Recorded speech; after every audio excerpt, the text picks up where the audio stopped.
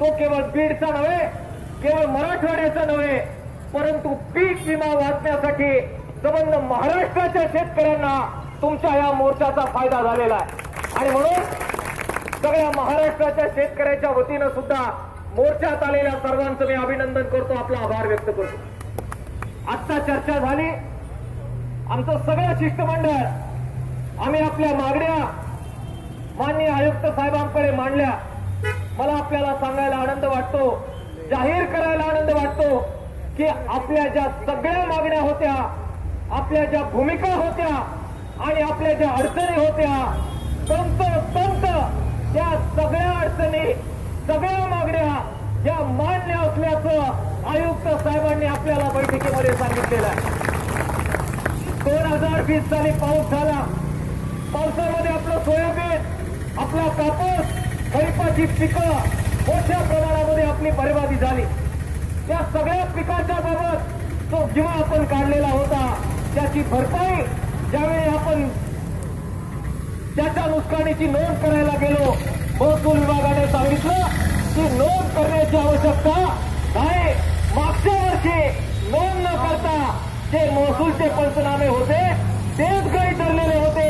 नव्यानं पंचनामे करण्याची, पीक विमा कंपन्यांकडे अर्ज करण्याची आवश्यकता नाही, हे राज्य सरकारच्याच अधिकाऱ्यांनी सांगितलेलं होतं। आणि म्हणून तुमचं ऐकलं म्हणून आम्ही अर्ज केले नाही आणि आता अर्ज केले नाही म्हणून तुम्ही वंचित ठेवताय, हे बरोबर नाही, हे आमच्या सगळ्या नेत्यांनी सांगितलं।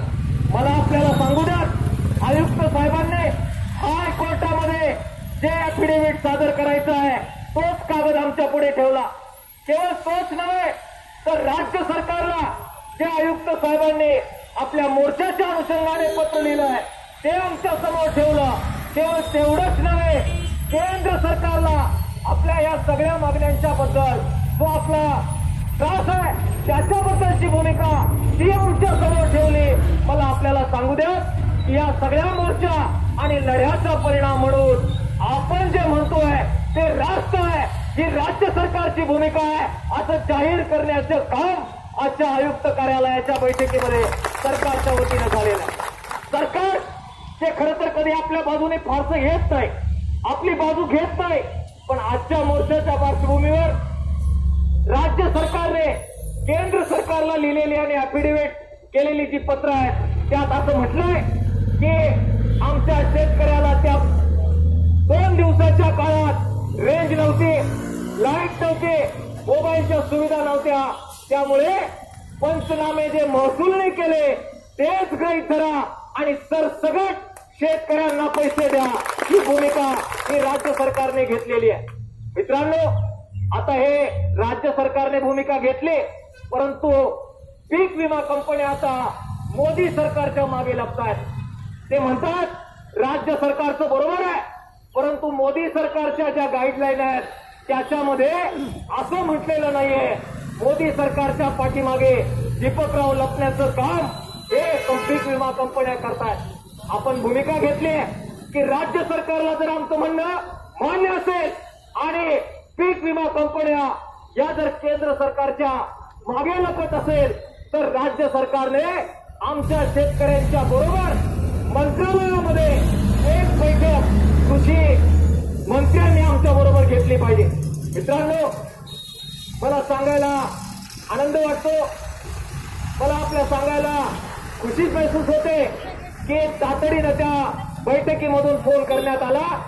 माननीय कृषी मंत्री दादा भुसे यांच्याशी संपर्क झाला आणि लगेचच टाइम घालवायचं कारण नाही, लगेच बुधवारी 1 तारखेला किसान सभेच्या शिष्टमंडळाबरोबर मंत्रालयामध्ये राज्य सरकारचे सगळे अधिकारी आणि कृषी मंत्री स्वतः यांच्याबरोबर आपल्या प्रस्तावावर बैठकीची तारीख ही आजच्या बैठकीमध्ये फिक्स करण्यात आलेली आहे, जाहीर करण्यात आलेली आहे। भावांनो, आपण एवढ्यावर थांबलेलो नाही। या बैठकीमध्ये या पीक विम्याचा प्रश्न तर आपण घेतलाच आहे, परंतु भावी काळात हे होऊ नये यासाठी ज्या वेगवेगळ्या कंपन्या आहेत त्यांची ऑफिसेस हे प्रत्येक तालुका स्तरावर झाले पाहिजेत आणि त्याचबरोबर भावी काळात या पीक भरपाईच्या बद्दल कशा प्रकारचं धोरण असलं पाहिजे याच्यावरचं सुद्धा मत आपण बैठकीमध्ये मांडलं. त्याची चर्चा सुद्धा 1 तारखेला होणार आहे. मित्रांनो, आज बीड जिल्हा आहे, आमचा जालना जिल्हा आहे, परभणी जिल्हा आहे, औरंगाबाद जिल्हा आहे, बुलढाणा जिल्हा आहे. या सगळ्या जिल्ह्यांनी सुद्धा आपापल्या भागातले जे प्रश्न होते ते प्रश्न त्या ठिकाणी मांडले. आकडेवारीच्या भाषेत आणि कागदपत्राच्या भाषेमध्ये युक्तिवाद आपल्या कार्यकर्त्यांनी केलेला आहे. मला खात्री आहे की 4 पावलं आपली लढाई ही नक्कीच पुढे गेलेली आहे. या 2020चा पीक विम्याचा परतावा घेतल्याशिवाय आपण शांत बसणार नाही, याच्याबद्दल आजच्या बैठकीनंतर माझ्या मनात काही शंका राहिलेली नाही. भावांनो, केवळ पीक विम्याच्या प्रश्नाच्या बरोबर आज महाराष्ट्रात आणखी काही प्रश्न आजपासून आपल्या सगळ्यांच्या समोर आहेत.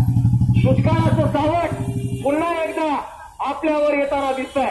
दत्ता डाके आणि आमचे मित्र सांगत होते की यावर्षी सुद्धा परत एकदा काही ठिकाणी पाण्याचं अवकर्षण, दुष्काळाची परिस्थिती झाली, त्यात पिकं बरबाद झालेली आहे. त्या पिकांना सुद्धा परत पंचनामे करायला सांगितले, काही ठिकाणी झालेले नाही. त्या सगळ्या शेतकऱ्यांना या वर्षीच्या नुकसानीची सुद्धा भरपाईची मागणी ही किसान सभेनं केली आहे. मला खात्री आहे की आपला लढा हा नक्की पुढे जाईल. अजय बुरांडे आहेत, बाकी आपले बीड जिल्ह्यातले आपले नेते आहेत, सगळेजण अत्यंत ताकदीनं काम करतायत. एक जबरदस्त अशा प्रकारचा यशस्वी लढा यातून आकार घेईल याबद्दल माझ्या मनात शंका नाही. किसान सभा आणि सगळ्या भातृभावी संघटना या पीक विम्याच्या प्रश्नावर आपल्या सगळ्यांच्या बरोबर आहे.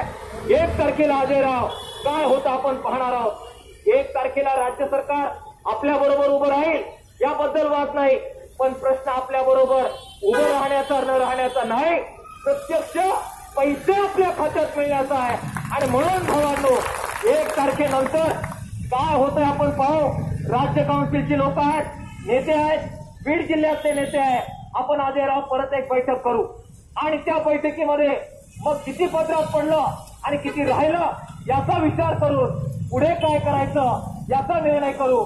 परंतु आता राज्य सरकारने जर मागणी मान्य केली आहे, आपण म्हणतोय ते बरोबर आहे असं जर म्हटलेलं आहे, तर मग आता पैसे शेतकऱ्याला मिळाले पाहिजे ही जबाबदारी सुद्धा राज्य सरकारची आहे. केंद्र सरकारने दिलं नाही तर केंद्र सरकारचे जे आमदार आहेत, खासदार आहेत, तुमच्या बीड जिल्ह्यामध्ये लय मोठमोठे लोक ते बीजेपीचे आहेत. मग राज्य सरकार म्हणतंय तुमचं बरोबर, केंद्र सरकारतले खासदार म्हणताय तुमचं बरोबर. मग अजयराव, भाजपच्या नेत्यांची घरं आपल्याला माहिती आहे का नाही? माहिती आहे. ते कसं बोलतात आपण पाहिलंय का नाही? पाहिलेलं आहे. ते किती उंचीचे आहे, किती जाडे आहे, किती नाही आपल्याला माहिती आहे का नाही? माहिती आहे. मग एवढे शेतकरी हे जर आयुक्त कार्यालयावर येऊ शकतात, तर उद्या भाजपनेच घोडं अडवलंय असं कळलं तर भाजपच्या खासदाराच्या घरात घुसण्याची ताकद ही आपल्याकडे येऊ शकते की नाही? येऊ शकते, नक्की येऊ शकते. आणि म्हणून भावांनो, 1 तारखेला पाहू, गोडीत मिटलं तर हे काही मिटलं आणि भाजपमुळे अडलंय असं एकदा फिक्स झालं की भाजपचा करेक्ट कार्यक्रम करायला घरात घुसण्याचं आंदोलन हे आपल्याला करावं लागेल. आहे का आपली तयारी? आहे का तयारी? पण त्यावेळी गाववाला आहे, जिल्ह्यावाला म्हणायचं नाही. आहे का तयारी? अजयराव, आता इतक्या लांब आले, पुढच्या वेळी आम्ही जरा लांब येऊ आणि मग गावात घुसून कार्यक्रम हा निर्णय आपण करू. नवनवीन आणि ताज्या घडामोडींसाठी महाराष्ट्र जनभूमी न्यूजला सबस्क्राईब करा. त्याचबरोबर बेल आयकॉनवर क्लिक करा आणि मिळवा आमच्या बातम्यांचे नोटिफिकेशन.